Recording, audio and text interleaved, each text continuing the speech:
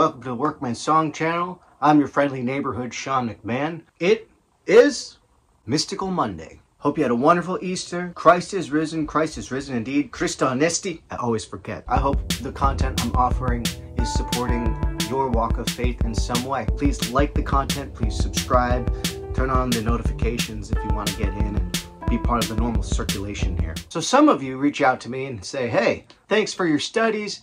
I know you're studying the Bible all the time, but what else do you read? What else are you studying? And what kind of scholarly books are you getting into regarding the Bible and Christian history, etc.? So in my spare time, I've been putting together my reading list, link in description, things that I've read in the past and things that I'm currently reading and things that I'm gonna read. If you're curious to see what I'm reading, and if you find my content relevant, you will probably find these books relevant to your studies. So today, I'll talk a little bit about one of the books on the list. A book that I read, which is fantastic. It's by Jarl E. Fossum, if I pronounce that right, and it's called The Name of God and the Angel of the Lord, subtitled Samaritan and Jewish Concepts of Intermediation and the Origin of Gnosticism. And if you find yourself interested in this book, the link is in the description. It's an Amazon affiliate link. I'll get a little commission if you buy the book from Amazon through my link. That's one way you can support the channel, which is awesome. Now, some of you may have picked up that in my Bible studies and in my eschatological studies, I find references in the Bible that point to extra-canonical,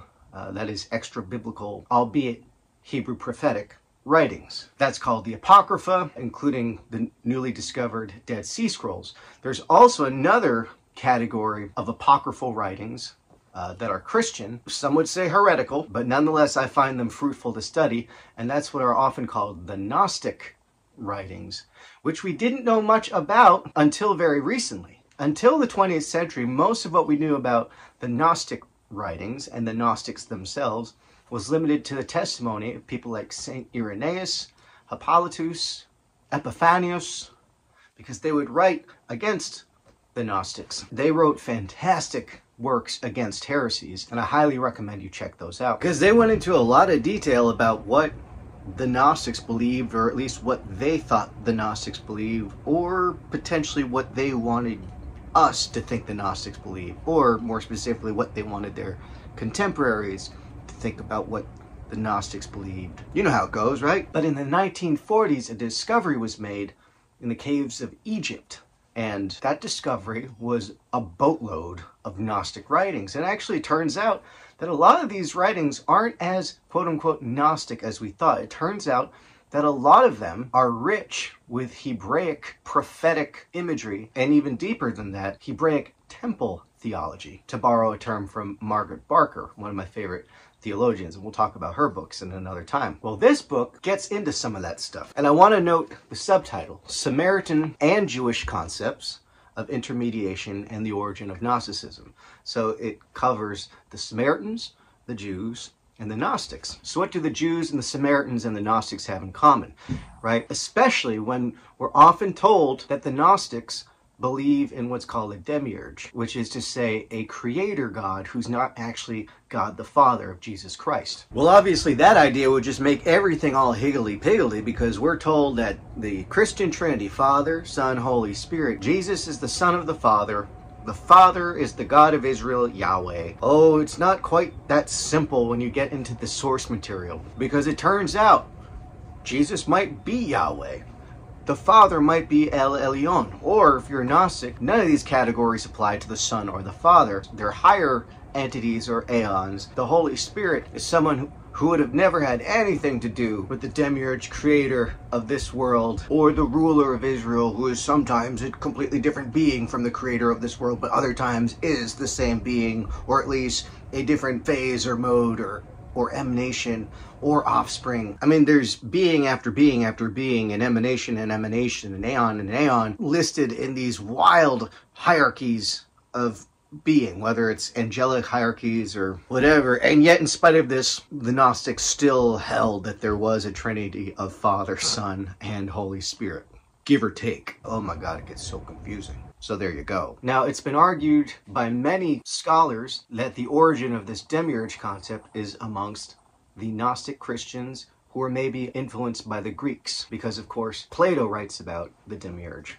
But it's a quite different Demiurge. And so this book takes a different approach. It focuses on the origin of the Demiurge in the Jewish and Samaritan sources. And along these lines, I'm going to read what Fossum writes in the first few paragraphs of chapter 1 of his book. After World War II, the theory of the Jewish origin of Gnosticism has been reasserted with reference to the Nag Hammadi texts, the Gnostic writings found in Egypt. But the theory is not undisputed.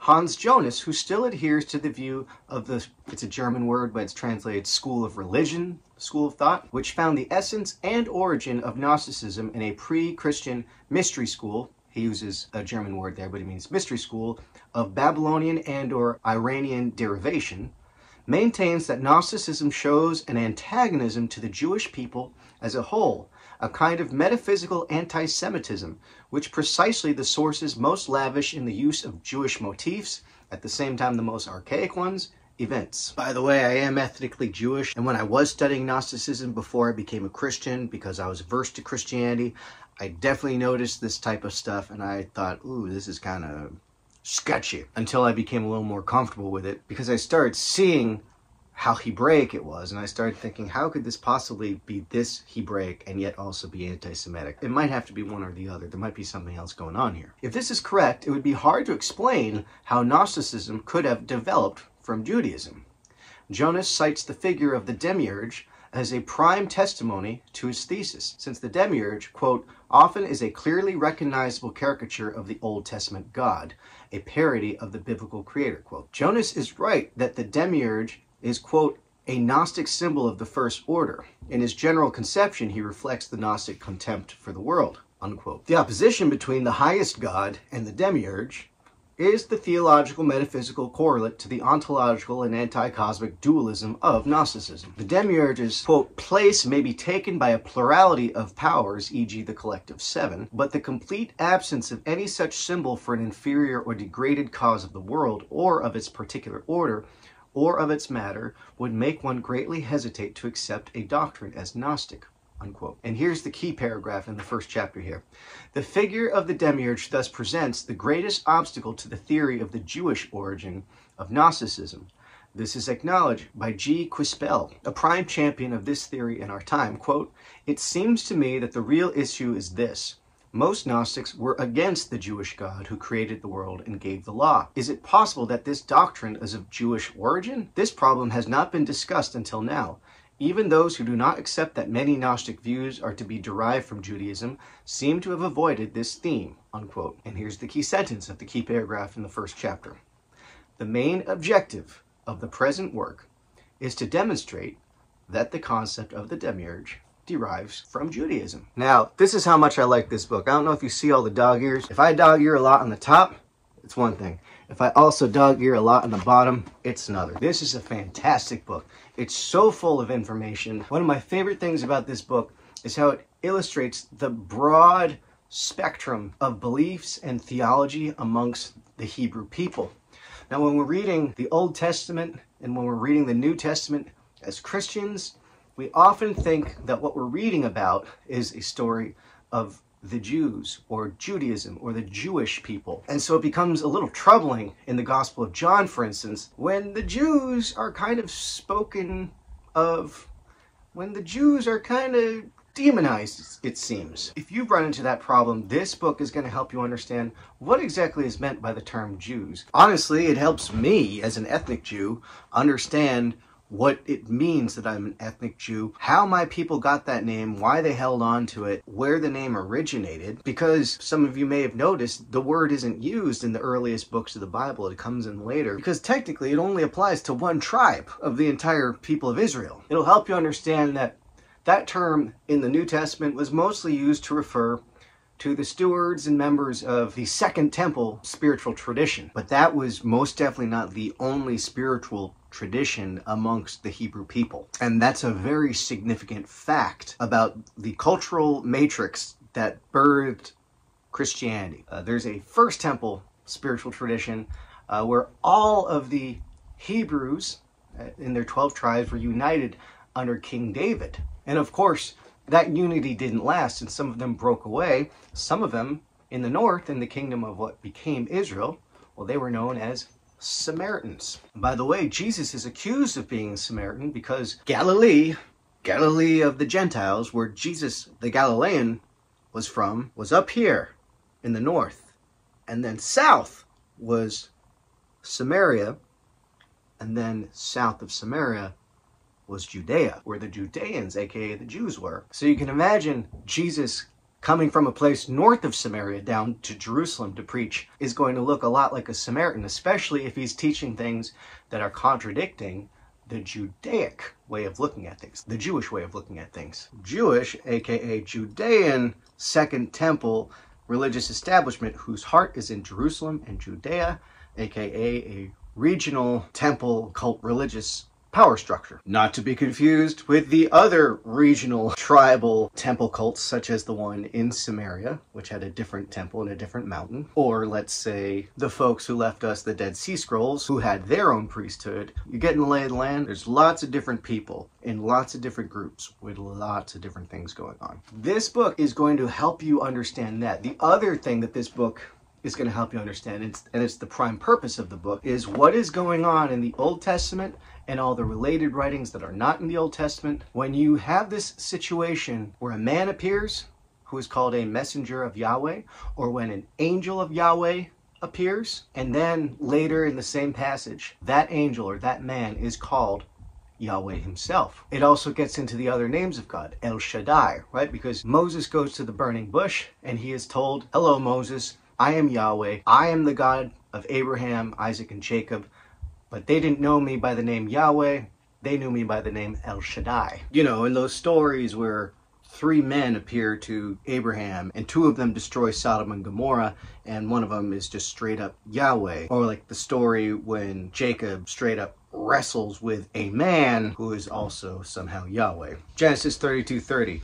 Jacob straight up says, "I've seen God face to face and lived." All this coming from Yahweh in the burning bush, who tells Moses, "By the way, no man can see my face and live."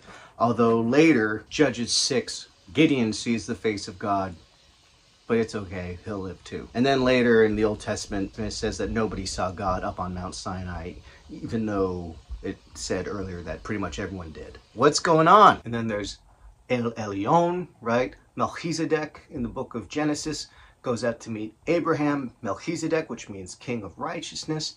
He is the priest of El Elyon, God Most High. And of course, there's that curious thing of why are there two creation accounts in the book of Genesis? In chapter 1, the Elohim create the heavens and the earth, and then chapter 2 and on, you see Yahweh Elohim dealing with man. What's going on here? This book breaks a lot of that down. It's not the type of book that purports to provide answers. This is a scholarly tome. So rather than provide answers, it's going to ask a lot of questions and it's going to look at a lot of data. And that's why I like the book. It's a particularly unslanted, unbiased book, in my opinion. Many props to Jarl E. Fossum.